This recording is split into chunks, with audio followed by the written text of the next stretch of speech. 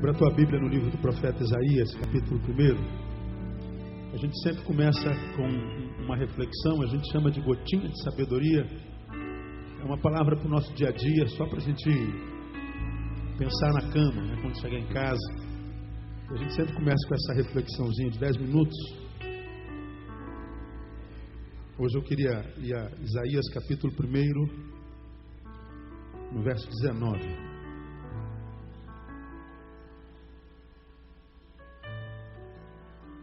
Quem já abriu, diga amém. Quase todos, né? Então vamos lá no verso 19. Vê se está escrito assim na tua Bíblia. Se quiserdes e me ouvirdes, comereis o bem dessa terra. Em outras versões, comereis o melhor dessa terra. Isso é uma promessa. Se quiserdes e me ouvirdes, comereis o bem ou o melhor dessa terra. Repita após mim. Se quiserdes e me ouvirdes, comereis o melhor dessa terra. Quantos querem ter o melhor dessa terra? Diga assim, eu quero. Muito bem, senta um pouquinho, deixa eu conversar com você sobre isso aqui, bem rapidinho. Eu acho que esse verso, se não meditado, ele é óbvio. Perguntar em qualquer canto do planeta Terra, quem quer o melhor da terra? Ora, qualquer ser humano que não seja retardado, não é? Todo mundo quer o melhor, não é? Se tu pode comer um arroz a varejo que você compra lá na venda do seu Joaquim e comer um outro arroz, diga um arroz bom aí, hein? Tio João, acho que é esse que usa lá em casa, não sei, mas acho que é. Entre tio João e aquele a varejo que está lá quebrado, você vai de tio João, né? Pegar aquele feijãozinho de terceira aí, diga um feijão bom aí, né? Eu não sei nada de comida. Não sei nem fazer café, né? Eu não entendo nada de comida. Então, se a gente pode comer um feijão, aquele feijão marronzinho, vermelhinho, bonitinho, derrete, né? E pegar aquele feijão que parece que é de pedra zero, a gente vai de feijão bom, né? Se tu pode usar um Nike, tu não vai usar um Bamba, né? Um Conga.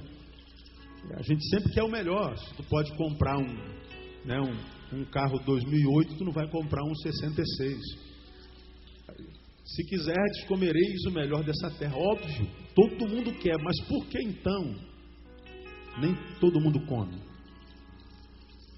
Todo mundo quer, e a promessa é: se quiserdes e ouvirdes, comereis. A gente sabe que o que faz a promessa não mente.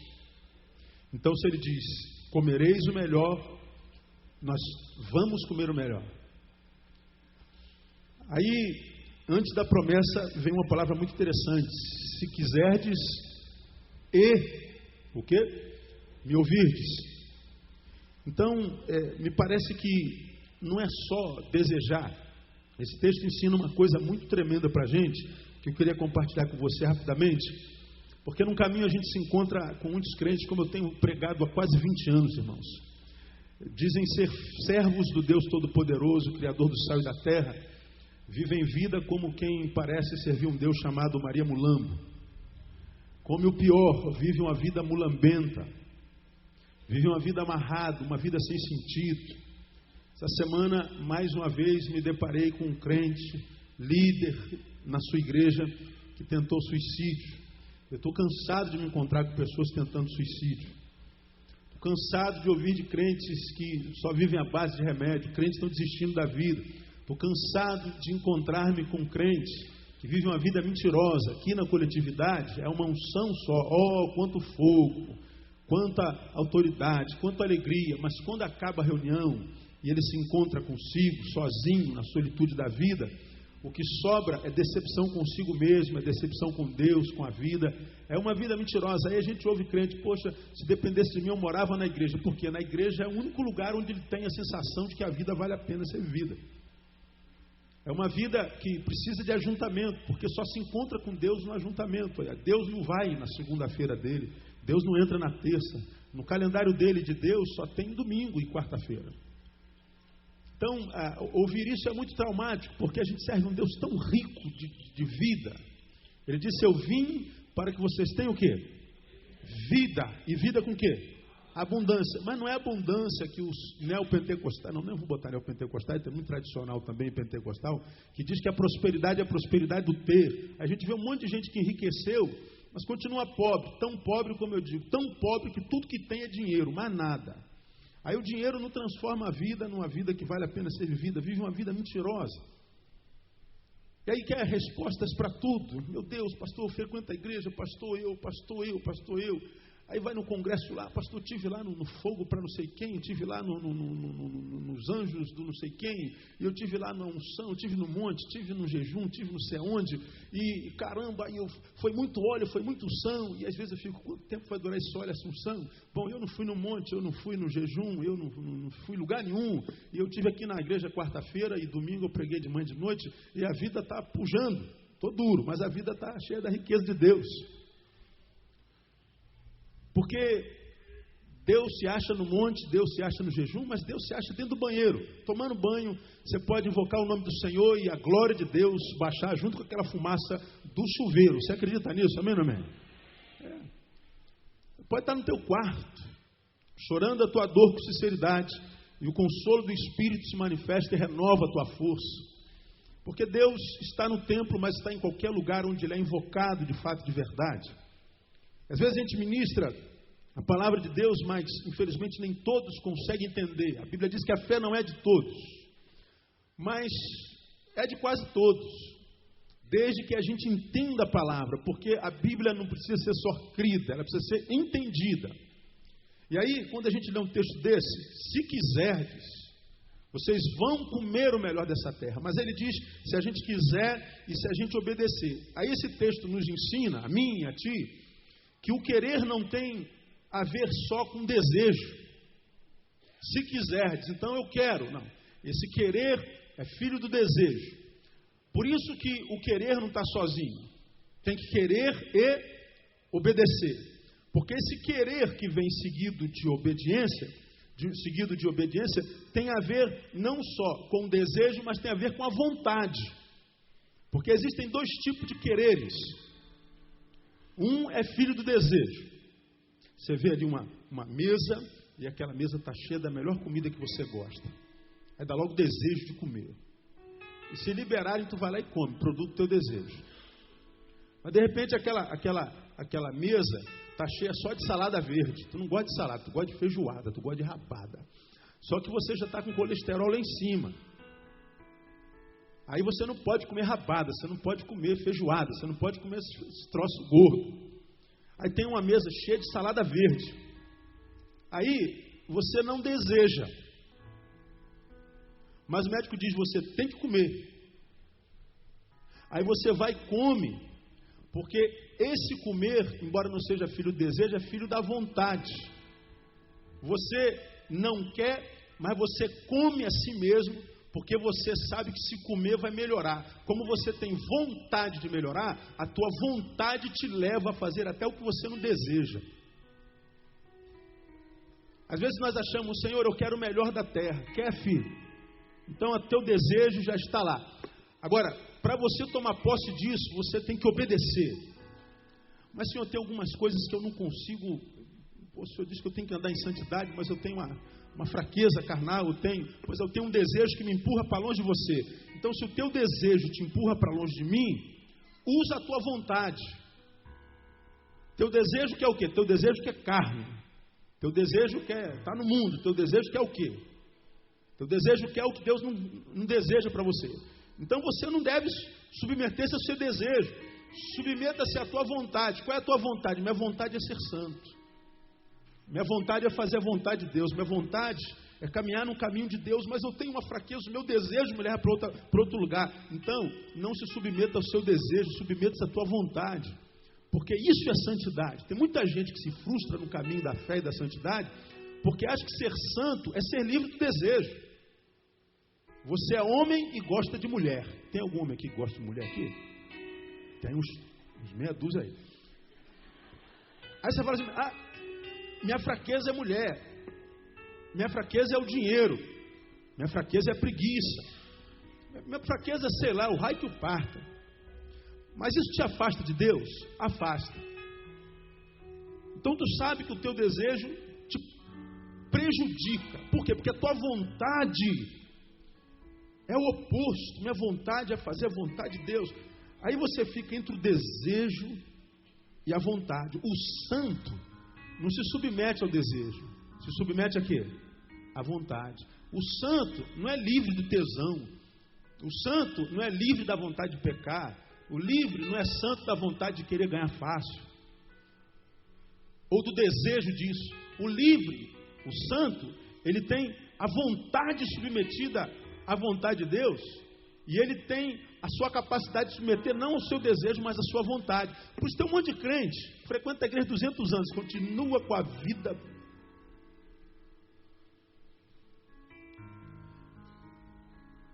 e quer a resposta de Deus o tempo inteiro. Oh, Deus, eu não entendo. Não vai entender nunca, filho. Você é escravo do desejo, você não consegue fazer a vontade. Deus não tem compromisso. Aí ele está dizendo aqui, filho, se você quiser e obedecer, você vai me provar que esse seu querer não é fruto do desejo. Se você quer e obedece, você está me mostrando que o teu querer é fruto da vontade. E se o teu querer é fruto da vontade, você alcançou santidade. Se alcançou santidade, se prepara, você vai comer o melhor dessa terra. Tua vida vai se transformar numa vida que vale a pena ser vivida. Você não vai se transformar como esses monte de crentes carnais que a gente tem em toda a igreja, na nossa igreja, na igreja do vizinho, na igreja da frente. O nome está lá no hall de membros, mas tu olha assim para a face do sujeito, o sujeito está a milhas e milhas e milhas distante do meu amor. O amor é Deus, só que ele está milhas e milhas distante. Tem nada de Deus nele, é só olhar assim na face e dizer, bicho, você é mesmo da igreja do pastor Neil? Eu sou. Ele é verdade. Agora as perguntas, ele está em Deus. Ixi. E quem tem alguma coisa a ver com isso? Quem tem culpa nisso? Absolutamente ninguém, diria o outro, né? Senão só nós mesmos. Porque todos nós, irmãos, temos nossos desejos, temos nossas fraquezas, temos desejos espirituais que nos aproximam de Deus, temos desejos mundanos e carnais que nos afastam de Deus. E aí Deus diz assim, ó, você não é um animal, você é um ser racional que tem, em desejando, a capacidade de escolher, não se submeter ao desejo, mas à tua vontade. Isso é ser santo. Ah, pastor, eu subo um monte, eu oro, eu jejuo, mas eu continuo desejando, eu continuo. Ah, meu Deus, meu pensamento de vez em quando vem uns pensamentos pornográficos, vem uns pensamentos carnal. Às vezes eu tenho vontade de esmagar o pescoço do cara que me fechou no trânsito, vontade que eu tive de matar aquele homem. Pastor, como é que o homem santo pode sentir isso? É porque é homem. O homem santo continua sendo homem. Só que um homem que, porque é santo, não se submete ao desejo, ele se submete à vontade. Qual é a vontade? Fazer a vontade de Deus. Então, se o teu querer for produto da tua vontade, que é seguido de obediência, ele está dizendo, filho, você vai ser bem sucedido em tudo quanto fizer, mesmo que não dê certo. Porque o bem sucedido não é aquele que acerta o tempo inteiro, é aquele que quando erra, não se submete ao erro, tenta de novo. Ele não se entrega, mas se não der certo de novo, ele tenta de novo. Se ele sabe que é de Deus, ele vai tentar de novo. E vai chegar uma hora que a vitória vem. E quando ela vier, vai vir não no teu tempo, mas no tempo de Deus. Aí o diabo vai ter que pedir licença, dá licença, perdi. O diabo vai fugir de vós. Sujeitai-vos, pois, a Deus. Resistir ao diabo. E o que acontece, irmão? Ele fugirá de vós. Quem promete não mente. Então depende de mim, de você. Cara, vai viver a vida em Deus. Porque está aí, cara. Cada vez que eu ligo esse bendito desse jornal, eu vejo a humanidade caminhando de mal para pior. 2 Timóteo capítulo 3, que os últimos dias seriam penosos, cada vez mais verdadeiro. Mais verdadeiro.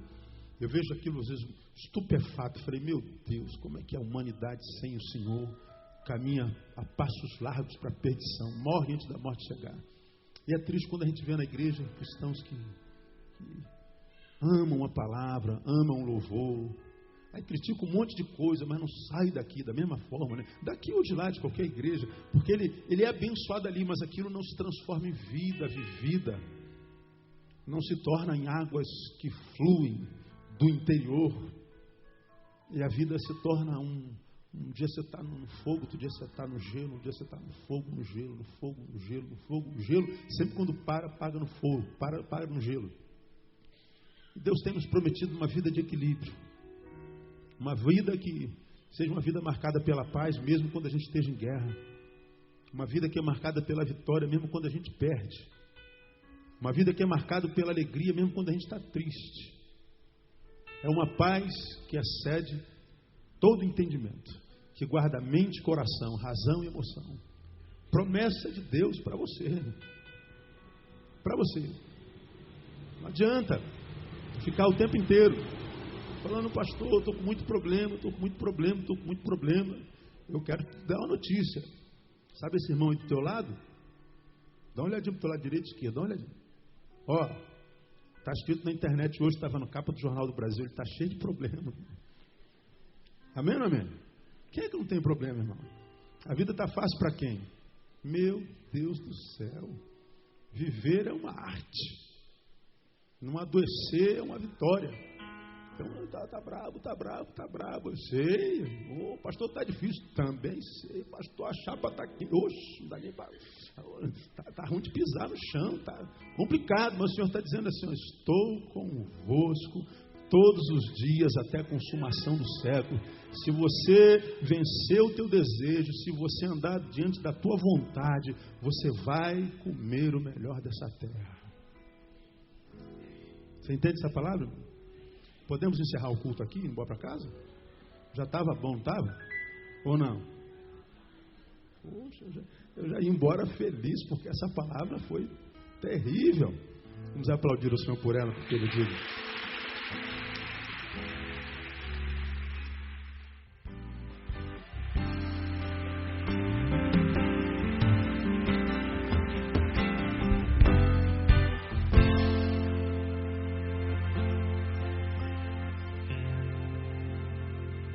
Mateus 17.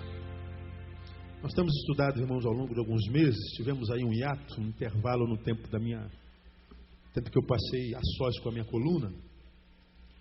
E retornamos o estudo sobre um projeto de espiritualidade sadia, uma espiritualidade que faça bem para a alma. Nós estamos tomando Mateus 17 por base. Começamos, para quem está ouvindo isso pela primeira vez, fazer uma série sobre espiritualidade sadia, porque a gente viaja esse país inteiro e algumas partes fora desse país. E nós temos nos encontrado, não só eu, mas você também, com muita gente que depois de convertido piorou muito. Nós temos visto muita espiritualidade doentia, a gente tem visto muito crente doido.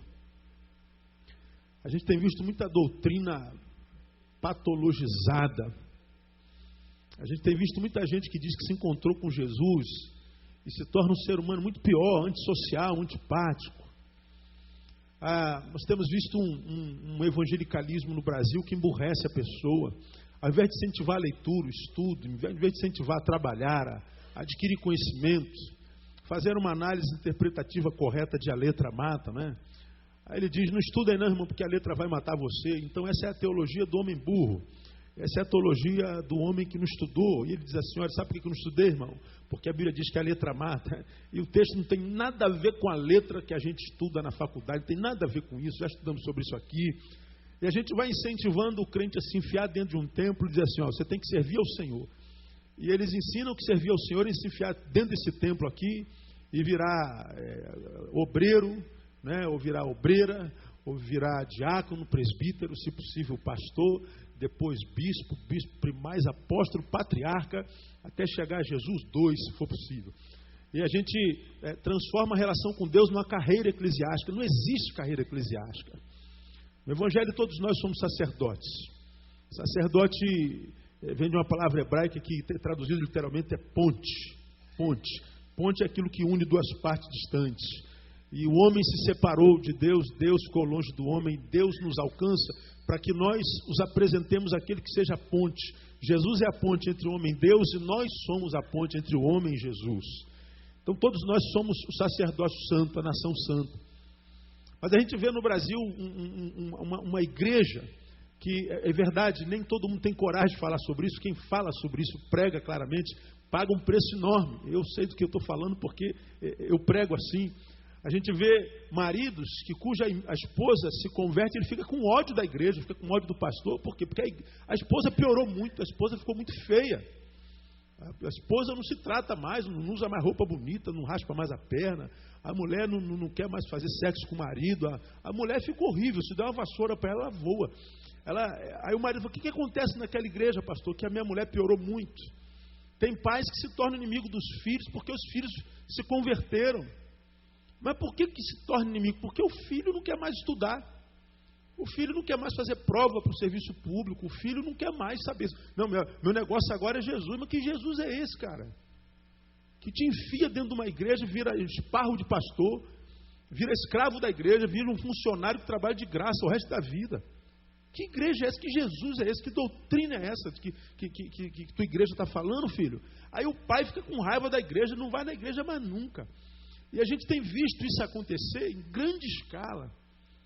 E o Jesus do Evangelho é um Jesus cujo sangue nos remiu, nos tirou das trevas e nos plantou na sua maravilhosa luz. A Bíblia diz que o Evangelho são novas de grande alegria. O Evangelho não entristece ninguém, engrandece, alegra. O Evangelho melhora, humaniza o ser humano. E a gente tem mostrado, desde lá do início, algumas patologias, algumas espiritualidades, algumas teologias, algumas doutrinas, que são claras, estão na mídia, estão nos eventos, estão nos acampamentos, nos ajuntamentos. E a gente citou algumas delas sem citar nome. E aí a gente começou a propor no episódio da Transfiguração, uma proposta de espiritualidade sadia. E algumas marcas dessa espiritualidade. Primeiro, ela é cristocêntrica. Aparece Moisés e Elias, o maior dos profetas maiores, em Elias, e a lei representada em Moisés, e no meio dele Jesus. Do céu vem uma voz que diz, olha, uma nuvem baixa sobre Jesus, e sai uma voz que diz assim, este é o meu filho amado em quem me comprazo. A ele ouvi. De um lado tem Elias, profecia. Do outro lado tem Moisés, a lei. Mas em Jesus a voz que vem do céu diz, vocês não têm nem mais que ouvir profecia, nem mais que ouvir a lei. A voz das vozes é a voz de Jesus. Então é cristocêntrico, é Cristo no centro. Segundo, é centrada na cruz. Em Lucas a gente aprendeu que Elias, Moisés e Jesus conversavam sobre a cruz. Então a verdadeira espiritualidade não exclui a cruz, inclui a cruz.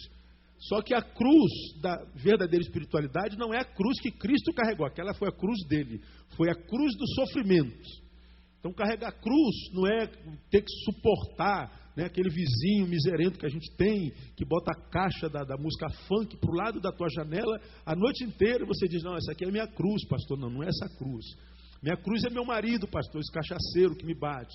Minha cruz é essa mulher, essa fofoqueira. Não, não é esse tipo de cruz. A cruz do sofrimento Jesus levou. A cruz do Evangelho é a cruz da solidariedade. Nós mostramos isso com as 7 palavras de Jesus na cruz. Não vou repetir aqui. Compre o CD porque é tremendo. Né? Aprendemos também que, vamos aprender hoje, que a terceira marca dessa espiritualidade sadia é que ela obedece ao Evangelho. Falei que primeiro ela é cristocêntrica, Jesus estava no centro. Obedece ao Evangelho que vem a ele ouvir. Jesus não tem que estar só no centro da nossa... Pastor, Jesus está no centro da minha vida. Legal, mas você obedece a Jesus que está no centro? Não, nem sempre.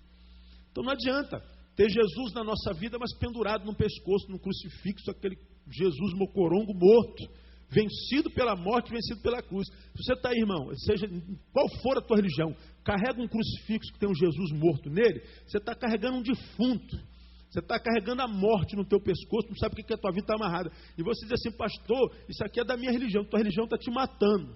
Você é religioso e está vivendo essa vida que você está vivendo aí.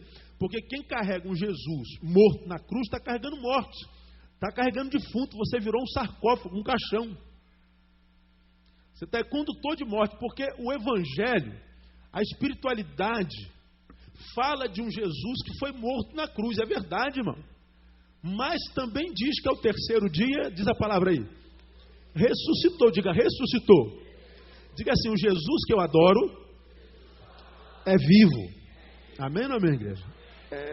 Quem serve um Deus morto é quem serve Maomé, Buda, né, Confúcio, vai lá no túmulo deles, os ossinhos dele estão lá, bonitinho, arrumadinho. Vai no túmulo de Jesus, está vazinho da Silva, né? Porque ele não está aqui, ele vive. E aí não adianta tê-lo num crucifixo ou num quadro, na parede, não.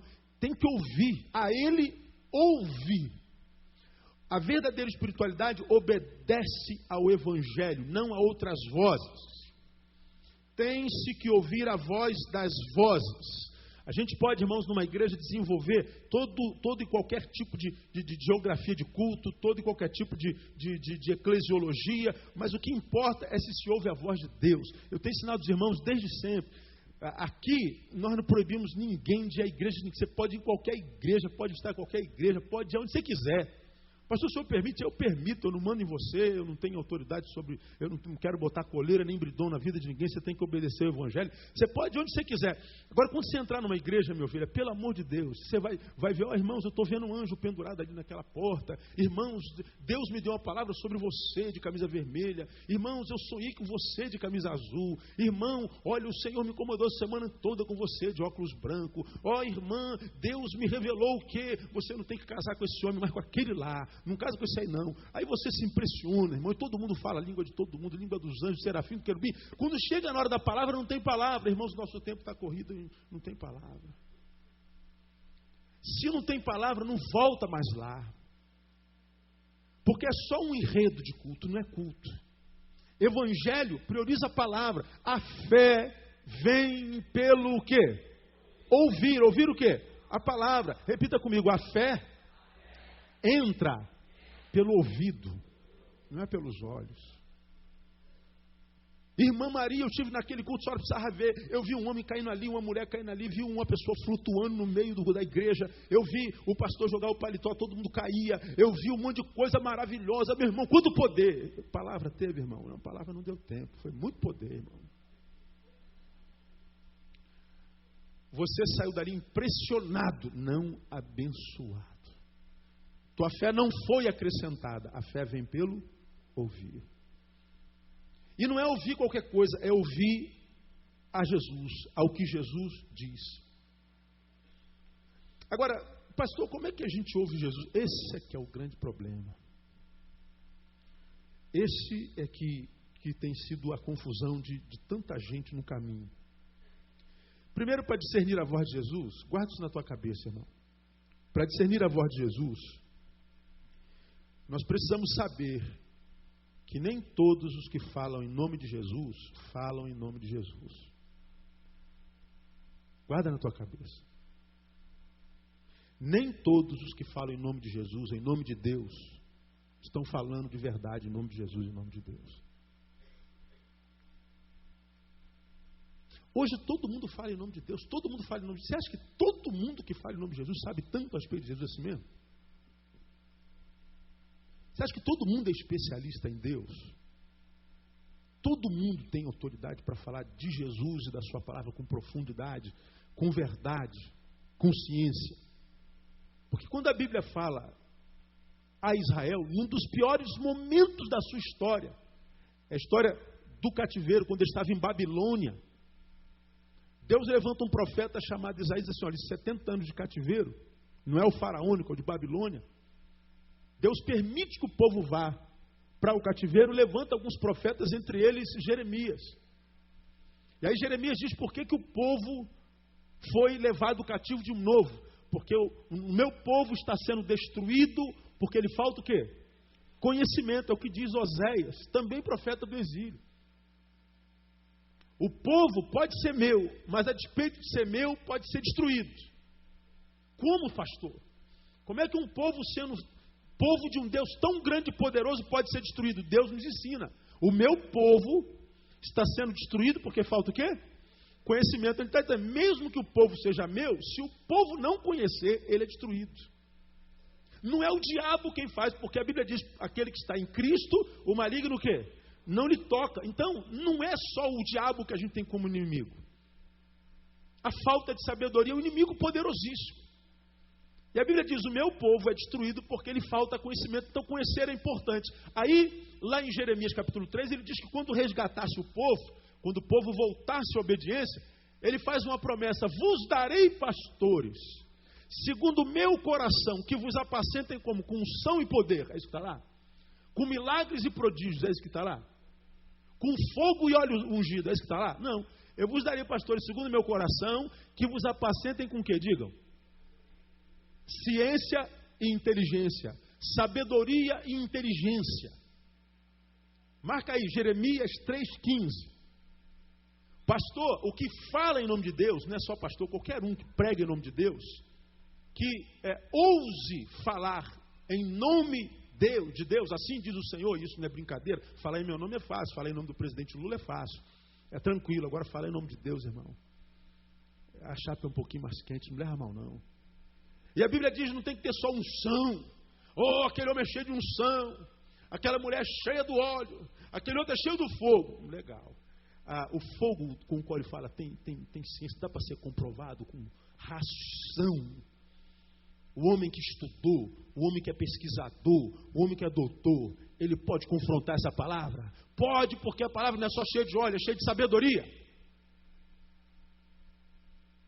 Agora, o povo de Deus, ele fica impressionado com barulho, ele fica impressionado com a catarse, com o impressionismo coletivo, e a gente diz, olha quanto poder tem ali, mas a palavra é deixada secundariamente. Aí é só ver a qualidade de rebanho que se ajunta em determinadas igrejas. Porque o auditório tem o pregador que merece, como o pregador tem o auditório que merece. Então, eu tenho como filosofia de vida o seguinte: eu só tenho uma vida para viver e já passei da metade da minha. A Bíblia diz que regula aí 70, 80. O resto é o quê? Canseira e enfado. Eu já estou com 42 quase, em agosto, 1º de agosto, guarda meu aniversário, compra um presentinho para mim, 1º de agosto. 42 anos, já passei da metade da minha vida. Então, eu não posso perder mais tempo ouvindo bobagem na igreja evangélica. Eu não posso perder mais tempo ouvindo qualquer coisa. Eu não posso perder mais tempo ouvindo palavras que só me façam arrepiar, que me façam ficar impressionado no culto, mas quando acaba o culto na segunda-feira, não gerou vida, não trouxe respostas para os dilemas da minha alma, não trouxe fortaleza para enfrentar minha solidão, minha depressão, minha angústia, não revelou nada novo, só me fez arrepiar, mexeu com as minhas emoções. E se só mexeu com as emoções, te fez arrepiar, te fez tremer, mas não gerou vida, não foi palavra de Jesus.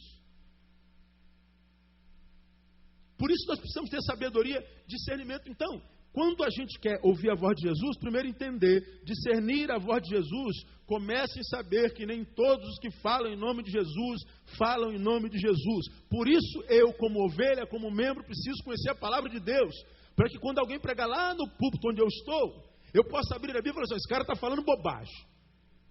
Sem medo de estar julgando um ungido. Sem medo. Não vou falar não, esse homem é pastor, esse homem é de Deus. Quem sou eu para questionar a palavra dele? Você não pode questionar a palavra de Deus, mas a palavra do pastor, pelo amor de Deus. Porque a Bíblia diz que essa aqui é profecia, essa aqui é uma palavra profética. Mas a Bíblia diz que nós precisamos julgar, está lá em 1 Coríntios, capítulo 12. Os crentes berianos lá de Bereia examinavam as coisas para ver se era assim. Então, quando você está sentado aí, ouve o pastor Neil, ouve, mas abre a tua Bíblia e ouse concordar ou discordar. Ouse, né?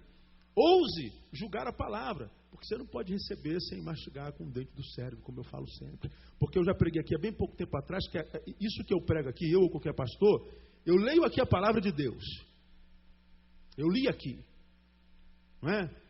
Estando ele ainda a falar, eis que uma nuvem luminosa o cobriu e dela saiu uma voz que dizia: este é meu filho amado em quem me comprazo. Aí ele ouviu. Então, eu li a palavra de Deus. Agora, quando essa palavra sai daqui desse livro, passa por mim, que sou homem, e chega até você, ela pode chegar aí, não mais palavra de Deus. Ela sai daqui, ó, do lugar onde ele está, aqui no púlpito, palavra, passa pelo Neil, chega a heresia. Então, mais importante do que aquele que prega é aquele que ouve. E a Bíblia está dizendo: este é o meu filho amado, ajude-o a pregar. Não, aí ele ouvir, porque a fé vem como, meu irmão? Pelo ouvir, não é pelo pregar. Então, quando é que uma espiritualidade faz bem? Quando a gente tem certeza de que ela obedece ao Evangelho. É palavra de Jesus, não é palavra de um pastor, não é uma doutrina nova. Tivemos um congresso agora, aqui perto. Eu não pude estar, porque eu estava no outro. E eu tive uma reunião antes. E, não, eu já falei isso aqui na quarta-feira passada, não falei? Que eles falaram que a gente tinha que fazer um ato profético, de cada pastor tinha que rodar a igreja e demarcar o território. Falei, você está louco, irmão. Não, o apóstolo fulano teve uma visão de Deus, uma revelação de Deus. Essa é a visão do apóstolo, não tem nada a ver com a Bíblia. É problema do apóstolo. Manda ele mijar na igreja dele lá. Eu não. Aí você fala assim, pastor, não é o herege. Não, não é herege, irmão. Não tem respaldo bíblico. Sério que a gente tem que jogar um balde de óleo ungido na Baía de Guanabara para todas as... Aconteceu no profético lá de Porto Alegre. Nós temos que chegar lá na Baía de Guanabara e jogar óleo ungido, porque o Senhor vai sarar as águas do Rio de Janeiro. Quem beber água vai ser abençoado. Pô, irmão. Se isso é verdade, é a palavra de Deus, eu não preciso mais testemunhar, não preciso mais ser sal. Não preciso mais ser luz. Vamos abençoar as águas, irmão. Chega na tua caixa d'água, joga óleo ungido, faz teu marido beber que ele vai se converter. Aí você pode continuar sendo essa crente porcaria que você é, esposa. O filho pode ficar esse crente desobediente que é. Porque o marido vai beber água ungida e vai ser salvo. Aonde é que tem respaldo bíblico na Bíblia? Pastor, o senhor não acredita? Só se tiver respaldo bíblico. Está na Bíblia, irmão, eu faço de cabeça para baixo. A Bíblia diz que um homem foi engolido por um peixe. Eu acredito. Se a Bíblia fala que o homem engoliu a baleia, eu acredito também. Está na Bíblia. E eu creio que a Bíblia é a palavra de Deus. Agora, quando vem uma palavra, seja da boca do pastor, do bispo primário, do apóstolo, do patriarca, eu questiono sim. Porque quando ele abre a Bíblia lá no púlpito, eu abro a minha Bíblia aqui. E se eu quero que a espiritualidade que eu vivencie naquela coletividade, seja em qual lugar for, faça bem para a minha alma, eu tenho que ter discernimento e sabedoria para saber se aquilo que ele está falando tem respaldo bíblico. Porque há muita falta de palavra bíblica na igreja evangélica no Brasil hoje, irmão. Se passar a peneira, sobra muito pouca coisa. Por isso a Bíblia diz, o meu povo é destruído, porque falta conhecimento. O que o diabo não pode fazer num servo, a falta de sabedoria pode. Jesus disse, conhecereis a verdade, o que ela faz com a gente? Ela liberta. Se a verdade liberta, o que a mentira faz? Escraviza. E a gente transforma a mentira em verdade, a gente acredita no que não veio na parte de Deus, e a nossa vida amarra, a gente não sabe por quê. Uma falácia dessa é a teologia da prosperidade. Você que faz parte da igreja da teologia da prosperidade, vive os congressos falando que você tem que ficar rico, igual no último reunião de pastores, o pastor disse assim, Deus está me dizendo que hoje Ele está liberando a unção de $1 milhão. Deus está fazendo milionário 62 pastores aqui no nosso meio. Eu estou lá no último banco ouvindo, falei, vamos ver que heresia vai vir daí. Aí ele diz, mas os 62 a quem Deus vai dar unção, tem que comprovar que é desapegado, tem que dar uma oferta de R$3.000. Mais de 300 pastores se levantaram. 300 vezes 3, quanto é que dá? 3 vezes 3? 9. Quantos R$1.000 só num cultozinho? 900 mil. Uma pessoa, pelo menos, saiu milionária dali.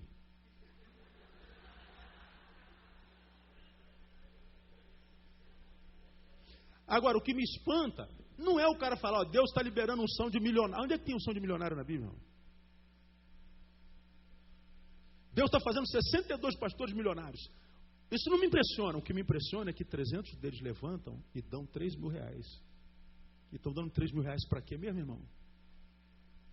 Para ficar milionário. Aí vem a Biblinha aqui. Na minha Bíblia está escrito, não sei se na tua está. Não ajunteis tesouro na terra, onde a traça e a ferrugem consome. Então não é o que se prega, é o que se ouve. O cara vai falar, irmãos, eu sou a encarnação de Jesus. Amém, irmão. Prega aí, eu quero ver se é a palavra de Jesus. Se não for palavra de Jesus, irmão, tu é falsário. E não me levem a mal, eu estou pregando para minhas ovelhas, quem está debaixo do meu pastoreio. Você é meu visitante, é muito bem-vindo. Deus te abençoe e a casa é sua. Você não é obrigado a ouvir o que eu estou te dizendo. A vocês, eu digo o seguinte: não ouçam a ninguém sem filtrar o que se praga. Nem mesmo a mim. Porque para mim, a maior função de um pastor hoje não é dizer o que vai acontecer com você, é te ensinar a pensar. Te ensinar a refletir. Te ensinar a discernir Deus quando você não estiver no culto. Porque no culto a gente passa muito pouco tempo durante a semana. Você passa os teus dias dentro do ônibus, dentro da fábrica, dentro do escritório, na rua, no restaurante, na família. É lá que os embates da vida acontecem. Lá não tem pastor, lá não tem Bíblia debaixo do braço. A Bíblia tem que estar guardada no coração para não pecar contra ele. A Bíblia tem que estar guardada dentro de nós porque ela ilumina os nossos passos. Lâmpada para os meus pés é a tua palavra, luz para o meu caminho. Ele está dizendo, se a palavra iluminar o teu caminho, você não se perde.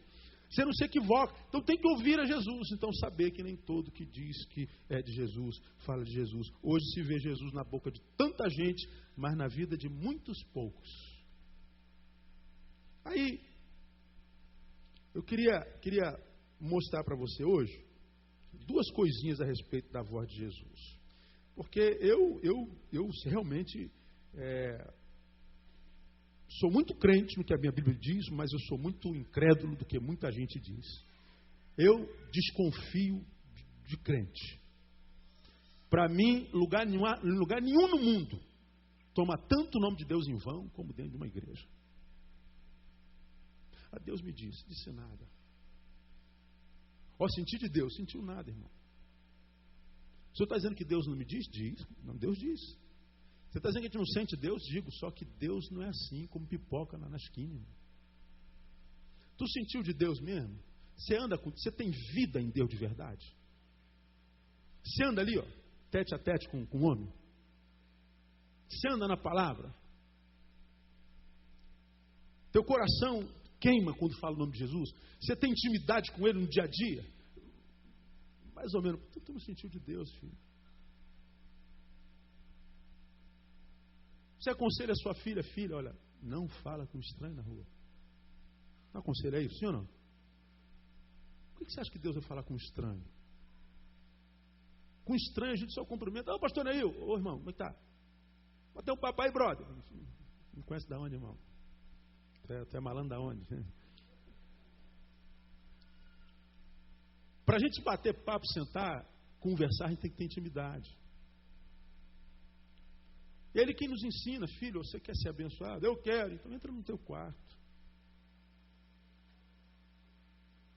Fala com teu pai em secreto.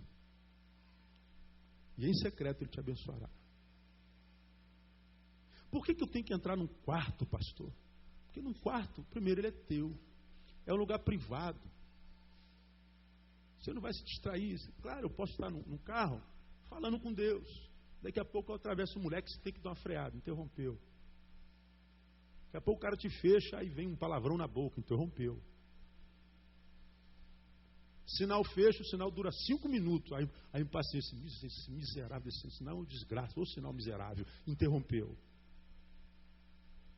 Mas você pode adorar o Senhor. Você pode até falar com Ele. Difícil é você ouvi-lo falar contigo na coletividade. Tomado por um monte de preocupações, um monte de ruídos visuais. Você pode falar com Deus. Agora, ouvir Deus falar contigo, irmão, tem que entrar no quarto. Tem que ter tempo. Tem que dizer, Senhor, eu estou aqui consertando meu carro, eu estou aqui, ó, na rebimboca da parafuseta, mas pode falar que eu estou ouvindo.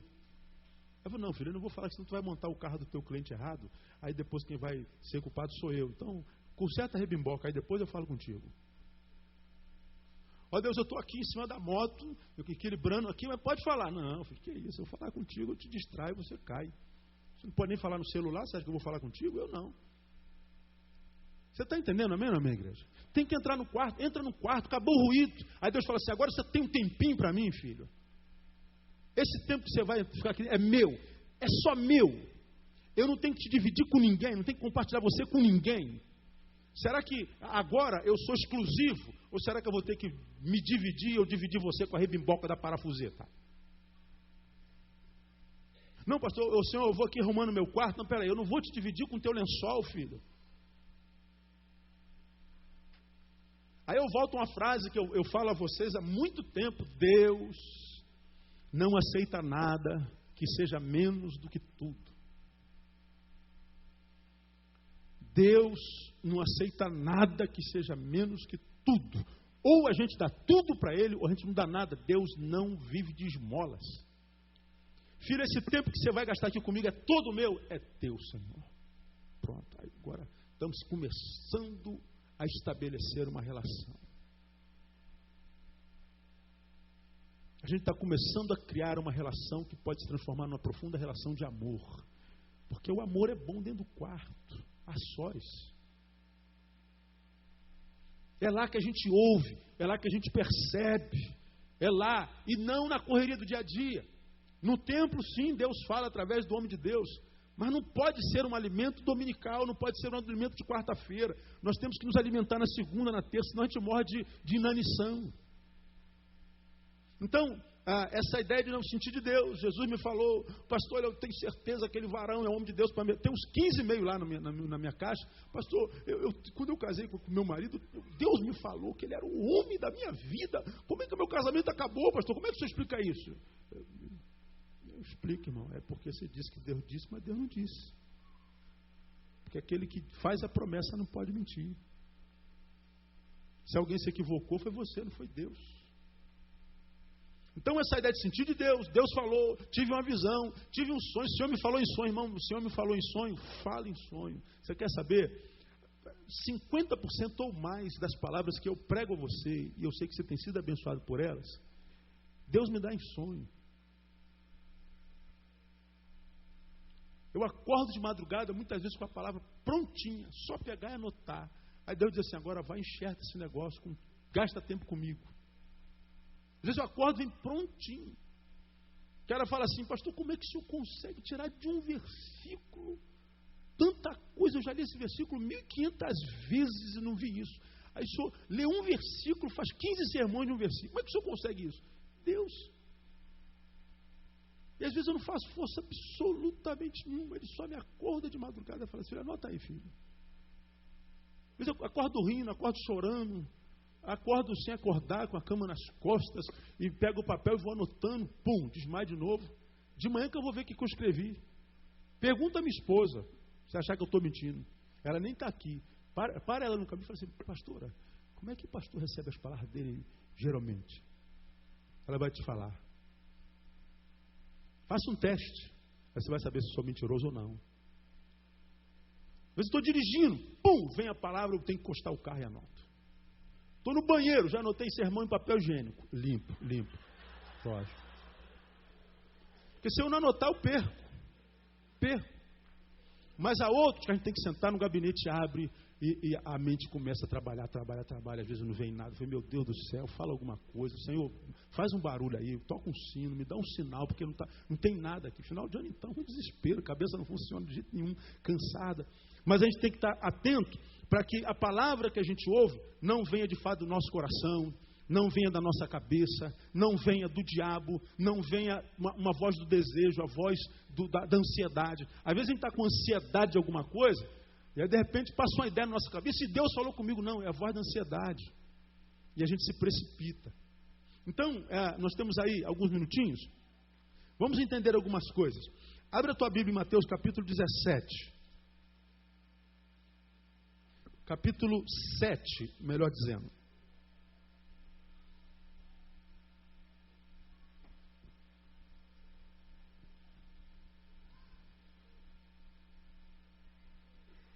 Verdadeira espiritualidade sadia, obedece ao Evangelho, ouve a voz de Jesus. Veja o versículo 24 do capítulo 7 de Mateus. Todo aquele, pois, que ouve estas minhas palavras e as põe em prática, é aquele cujo versículo primeiro diz, se quiserdes me ouvirdes, né? Ouvir e praticar. Se quiserdes ouvir. Todo aquele que ouve essas minhas palavras e as põe em prática, será comparado a um homem prudente que edificou a sua casa sobre a rocha, ou seja, pode soprar que não vai cair. Desceu a chuva, correram as torrentes, sopraram os ventos, bateram com ímpeto contra aquela casa, contudo não caiu, porque ela estava fundada sobre o quê? sobre a rocha. A rocha que não permita que a casa caia, a casa caiu. Não, a casa não cai. É aquele que edifica a sua vida sobre a palavra de Jesus. Isso aqui é aquele que ouve a minha palavra. Não é a palavra do padre, do pastor, do pai de santo, do apóstolo. A não ser que a palavra do pastor seja algo que coadune com a palavra que vem da Bíblia. Então ele é como uma rocha, pode soprar o vento, pode bater aqui, você pode ganhar uma direita no olho, você vai à lona, começa a contagem, 1, 2, mas no 9 você está de pé de novo. Ele é como o Monte Sião, não se abala, permanece para sempre. Tem a ver com o que a gente ouve. Então a palavra que a gente ouve nos forma ou nos deforma. Vocês são o que são hoje por causa daquilo que ouvem. Alguns de vocês me devem muito. Sabia disso? Porque quando chegaram aqui estavam extremamente quebrados. Você está de pé. Sabe por quê? Por causa da palavra que é pregada aqui. Aí você ainda fala mal de mim, seu miserento. Pastor, não me abraçou. Vai te catar, irmão. Aí não sabe por que a vida amarra ainda mais. Porque nós somos produtos da palavra. Vamos continuar, 26. Mas todo aquele que ouve essas minhas palavras e não as põe em prática, ouviu a mesma palavra que o outro, só que um submeteu-se à vontade e outro não. Né? Mas todo aquele que ouve essas minhas palavras e não as põe em prática, será comparado a um homem insensato que edificou a sua casa sobre areia. Desceu a chuva, correram as torrentes, sopraram os ventos, bateram contra aquela casa e ela caiu, a casa caiu. E grande foi a sua queda. Então percebam que a tempestade, o vento, a adversidade sopra na vida de todo mundo. E o que diferencia, o que prevalece do que não prevalece, não é a frequência ao culto. Não é se sobe o monte ou se desce o monte. Não é se faz jejum ou não faz jejum. Não é se dá dízimo ou se não dá dízimo. Não é se fez a campanha dos 318. Não é se fez a campanha das 7 semanas. Não, é aquele que ouve. É o que exercita o ouvido. Não é o que faz, é o que ouve. Quem ouve só faz o que é certo, ele não se equivoca.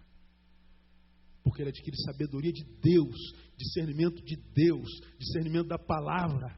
Sabedoria que vem do alto, porque a terrena de Tiago é humana, diabólica e animal.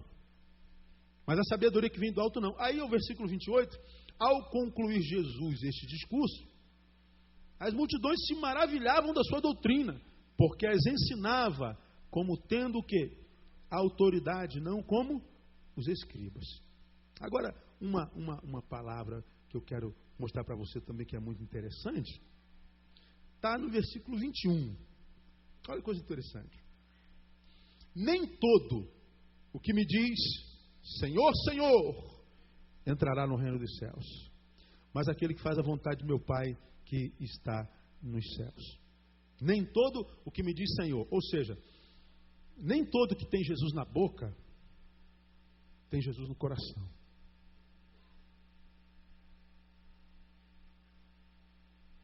Nem todo que diz em nome de Jesus está falando em nome de Jesus. Ele está falando que o nome de Jesus na boca de alguns tem poder através daquela vida, quando esse que diz em nome de Jesus, fora do lugar da palavra, faz a vontade de Deus. É a vontade de Deus no secreto, no subjetivo, quando não tem ninguém olhando. Mas que porque ele ouve a palavra, o faz ter a certeza de que existe um olho que está em todo lugar. E desse olho ninguém foge, esse olho é o olho de Deus. Os olhos do Senhor estão em todo lugar. E o interessante é que aquele que faz a vontade de meu Pai. Qual é a vontade do Pai? E a vontade de Deus é essa, que vos ameis uns aos outros. Então a vontade de Deus tem a ver com amor. Tem a ver com o fazer o bem e tem a ver com o bom uso da liberdade. Se o Filho vos libertar verdadeiramente sois livres. Opa, estou livre em Jesus. Legal. O que você está fazendo da tua liberdade? O que você faz com a tua liberdade? Como tem pregado domingo de manhã, alguns são livres e usam da liberdade para pecar, usam da liberdade para se afastar do caminho de Deus, usam da liberdade para apostatar. Por que a vida não anda, pastor? Porque a bênção da liberdade foi uma maldição para você. Você não soube usar a liberdade para fazer a vontade do Pai. E quem tem que nos conduzir à vontade do Pai não é o pastor, irmão. O pastor não vai estar lá. Não é o presbítero, o diácono, o professor da escola bíblica. É o Espírito Santo de Deus. Quando você está no ônibus, ele está lá contigo. Quando você está na varanda, ele está lá contigo. Ele precisa conhecer o teu coração. E se ele conhece o teu coração, mesmo que a gente eventualmente peque, ele sabe que aquele pecado esteve no nosso caminho, mas ele não está plantado no nosso coração. Como diz João, tenho-vos dito essas coisas para que não pequeis. Mas se alguém pecar, fique tranquilo, não é o fim da vida não. Temos um advogado para com o Pai, Jesus Cristo, o justo. Ele diz que é para que nós não pequemos, mas ele diz, existe a possibilidade de. O que faz a diferença de pecado na vida de um, na vida de outro? Depende do que Deus acha no nosso coração. Porque em alguns o pecado se aloja, a gente se torna escravo do pecado, viciado no pecado, não vive sem pecado. Outros é um erro de percurso. Foi o caso de Davi, esteve na cama com Batseba, adulterou, mas Davi nunca foi um adúltero, foi um erro de percurso. E por causa de Davi, e porque conhecia o amor de Davi, Deus coloca um versículo na Bíblia assim, bem-aventurado o homem a quem Deus não imputa pecado. Pô, tem que amar muito o cara. Ou seja, o cara pecou, mas Deus não lhe imputou o pecado. Sabe por quê? Porque o pecado foi com ele para a cama, mas nunca entrou no coração dele. Davi era o homem segundo o coração de Deus. E você também pode ser. Temos fraqueza, pecamos, damos uma pisada de vez em quando, damos, mas Deus sabe que aquilo não é o que domina no nosso coração. No nosso coração tem um trono, mas o trono é do Rei Jesus, o nosso Senhor. E não adianta falar, Senhor, tu sabe que meu trono é teu. Não adianta falar, porque Deus sabe se é ou não, irmão. Deus conhece esse trono muito bem e sabe quem é o Senhor que está sentado aí. Às vezes o trono é o namorado, a namorada é o emprego, é o carro, é a moto, é a soberba, é a ideia de querer aparecer, vender uma imagem que não é. Deus fala assim, não, filho, eu estou vendo todo o teu dilema, mas enquanto você não quiser ser só o que tu és no meu coração, você vai viver os dilemas de ser isso que você não é. Vai ser um fracasso. Jesus fala não só pela voz, ele fala pela vida. Nem todo o que me diz Senhor, Senhor entrará no reino dos céus. Ele diz mais adiante, pelos frutos os conhecereis. Então Jesus fala pelos frutos.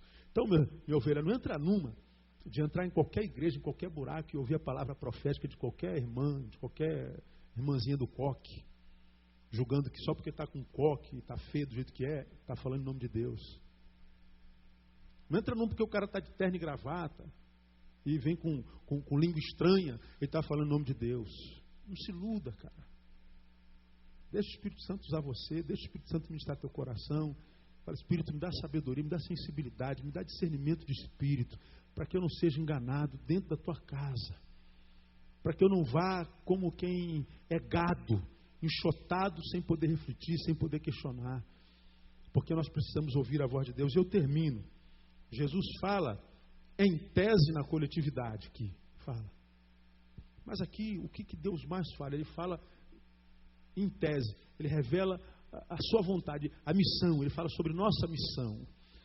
Mas a sua palavra subjetivamente ele fala na individualidade. Aqui ele revela a missão da igreja, nosso dever, sua vontade para conosco. Mas a sua vontade que não seja para a igreja enquanto corpo, mas para a igreja enquanto indivíduo, ele fala na subjetividade, até porque o que ele tem para falar para mim não interessa a você. E o que ele tem para falar para você não interessa esse irmão que está do lado, é para ti. Essa palavra é para ti. Então Deus só vai falar quando você estiver lá sós com ele. Então quando você entra nessa, da pseudo-intelectualidade que diz, não, eu agora estou estudando filosofia, eu estou estudando psicologia, estou entendendo a fé de uma forma diferente, entendi que eu não preciso ir para a igreja não. Vai ser idiota. Vai nessa sabedoria humana, animal e terrena. Aí você vai apostatando sem saber. Você não pega na palavra, você não ora coisa nenhuma, sabe disso. E entra numa de dizer que está ficando intelectual, porque agora é filósofo, agora eu sou engenheiro de nanotecnologia. Agora eu sou. Fiz pós-graduação, fiz mestrado, estou fazendo doutorado, então esse negócio de Bíblia. Você vai ver onde é que teu doutorado vai te levar. Teu saber humano, você vai te ajudar na tua deprê, na tua solidão. Quando a dor for na alma, quando carcomer o ser, você vai ver se a tua engenharia química vai te ajudar em alguma coisa. Você vai ver se a tua teologia vai te ajudar. Sabe o que ajuda, irmão? Presença de Deus no lombo. É isso. É presença de Deus dentro da alma. É Ele que vai confrontar essa amargura. O espírito de amargura pode vazar desse coração, porque esse coração tem dono. Esse coração pertence a Jesus. Não pertence à química, nem à filosofia, nem à teologia, nem à psicologia, não. Estudei a minha vida inteira e sou profissional da área humana e sei tudo de humanas, ou quase tudo. Agora, a nossa psicologia só serve para os outros, para nós não serve. Diz você que é psicólogo que não é verdade. Vem com as teorias de Freud, de Kant, de Jung. Diz que funciona alguma coisa na nossa vida. Diz, quando a dor aperta. Agora, você pode estar quebrado com toda a psicologia. Quando chega um paciente, você começa. As teorias psicológicas. Puxa, o paciente fica embasbacado com a tua psicologia. Mas lá no fundo você fala assim, eu estou mandando você fazer, eu não estou vendo nada disso. Porque a psicologia só serve para o outro. A teologia só serve para o outro. Porque o que de fato serve, quando a gente cai na cova do leão, irmão, é o poder de Deus que tapa a boca do leão. Quando a gente cai na fornalha 7 vezes aquecida, é o poder de Deus que acaba com o poder do fogo. Quando a gente entra no deserto, não tem água, não tem nada, é o poder de Deus que fere a rocha. Quando a gente está se sentindo nu, é o poder de Deus que faz com que a roupa não corroa durante 40 anos, como fez com o povo. É o poder de Deus. Então não entra nu, meu irmão. Vai estudar, vai adquirir sabedoria, faz pós-graduação, pós-doutorado, viaja para o exterior, vai ganhar canudo, bota canudo, tudo que você puder, pendura a tua parede todinha de canudo. Mas lembra, nada disso. Nenhuma das vozes dos mestres, dos doutores, dos pós-doutorados podem substituir a voz do Senhor dos Senhores, do Rei dos Reis, do amado da nossa alma, do que vive para sempre, cujo nome tem poder e diante do qual todo joelho vai se dobrar. Eu queria que você desse o melhor aplauso a Ele, porque Ele é digno. Aleluia. Ele fala na coletividade, mas subjetivamente na individualidade. Então, amado, quer ter relacionamento com Deus, quer que esse relacionamento faça bem para a tua alma, ouve Jesus. E ouvir Jesus começa por entender que nem todos que falam em nome de Jesus, falam em nome de Jesus. Continua por saber que Jesus não fala só pela boca, Ele fala pela vida, pelos frutos os conhecereis. Termina por entender que na coletividade Jesus fala, mas geralmente em termos de missão. Mas quando Ele quer revelar a vontade que Ele tem para o indivíduo, Ele só fala com o indivíduo. E nem sempre por um profeta. Porque o profeta Elias estava lá e está falando, não é mais profecia, é Jesus. Não é pela lei, pelo dogma, pela doutrina, não faz isso. Não, as proibições da religião. Por Jesus. Porque Jesus, você já me ouviu pregar aqui, ele dá mau testemunho aberto na Bíblia, né? Ele um monte de coisa errada. Preguei sobre isso domingo. Os fariseus trazem uma mulher adúltera e diz, a lei diz que ela tem que ser apedrejada. Jesus, é verdade. Então, quem não tem pecado, só não tem. Pode matar. Aí não mataram.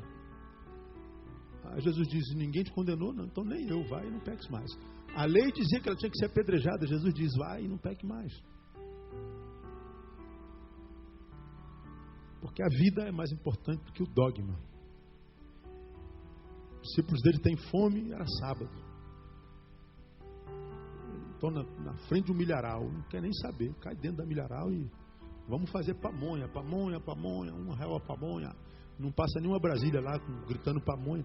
E eles caíram dentro e fizeram pamonha e comeram. Teus discípulos estão comendo sábado. Meu filho, a fome não conhece calendário. A fome não conhece segunda-feira, terça, quarta, quinta, sábado.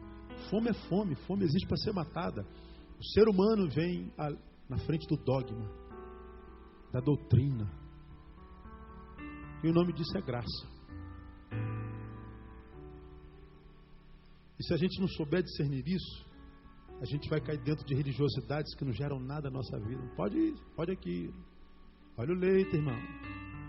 A mão de Deus é pesar, irmão. Irmão, olha a vara está...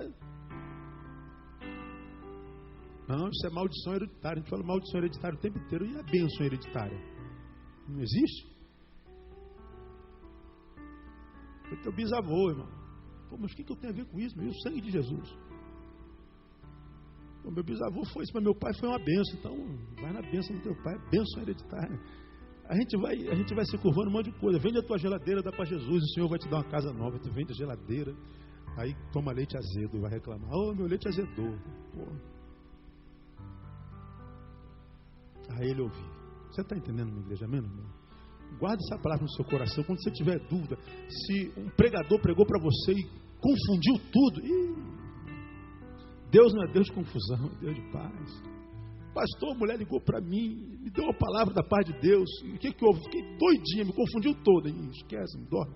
Vai dormir, toma um negócio, vai dormir. Toma um leitinho quente, um suco de maracujá. Dorme.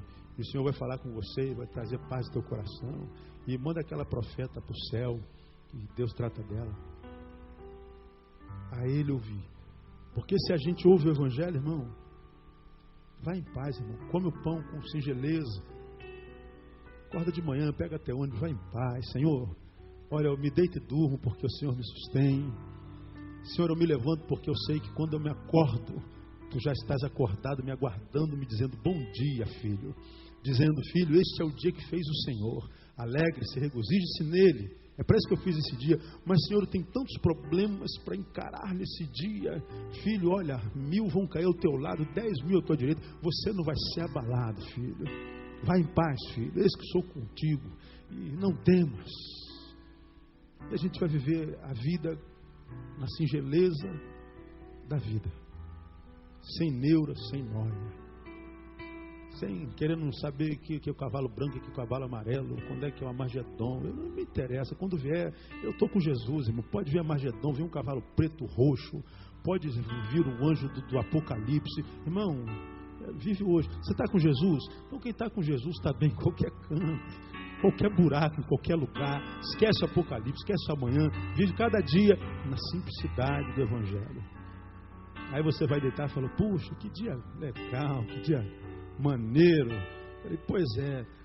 Aí vem, mas amanhã vai ser brabo. Não interessa. O mesmo Deus que fez esse dia maneiro vai fazer o amanhã maneiro também, porque ele vê o ontem, o hoje e o amanhã do mesmo jeitinho, irmão. E a vida fica... Como é que tá, irmão? Beleza. Pô, esse cara tá cheirado. Não, tô letrado. Cheio da palavra de Deus, irmão. Overdose de Jesus. Sim. Foi no monte, irmão? Não, eu estava namorando minha mulher em casa. Eu falei, irmão, você fez isso com a sua mulher domingo? Foi. 10 minutos antes de vir para o culto. Foi uma bênção. Mas pode, o culto foi uma bênção. E o cara, olha o leite, irmão. Eu estava lá. Sem nóia, sem neura. Aí o religioso falou, esse cara é doido. Eu falei, mas é doido. Para andar em Jesus tem que ser doido, irmão. Para andar na religião é que precisa ser um boneco em série, tudo igualzinho. Assim. Se veste todo mundo igual, faz todo mundo igual, se comporta todo mundo igual. Difícil é ser o que você é. Né? Como diz um desses plásticos no carro, todo mundo fala de mim, difícil é ser eu. É verdade. Mas tudo que você pode ser é tu. Se tu for tu como tu tem que ser, tu vai ser feliz. Agora tu é o que o pastor diz que você tem que ser, tu é o que o presbítero diz que você tem que ser, tu é o que a religião diz que você tem que ser. Aí não é feliz, não sabe por quê. Se você for o que você é, Senhor, estou aqui no quarto de novo, vou bater um papo contigo aí. Aí tu vai ver Deus e fala, brother, senta aí, vamos bater um papo aí. Não precisa falar Augusto, Deus, Jeová. Tu que és um Deus transcendente, imanente. Tu que és um Deus sacrossanto. Eu aqui genuflexo diante da tua glória. Aí a gente fala, pô, que oração bonita desse irmão, aleluia. Aí, senta lá, Deus, eu estou aqui de novo. Sou eu, Neil, sou eu. Ô filho, você está aí, tá pegando aí. Pô, cara, eu tô meio bolado, Deus. Tá bravo aqui. Sente Deus botando a mão, então o que está pegando, filho? Estou com dificuldade de crer, pai. Estou com dificuldade de entender. Não é bonito isso? Intimidade com o papai. E de repente você deita até no colo dele, você chora no colo dele. Você tem aquela sensação, sabe? Está sendo abraçado. A glória enche aquele quarto. Aí nunca mais você consegue não ir naquele quarto. Deus te abençoe. Aleluia.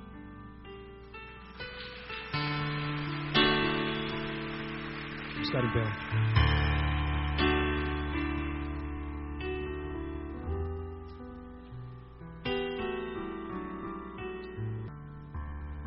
Pai, nós te louvamos.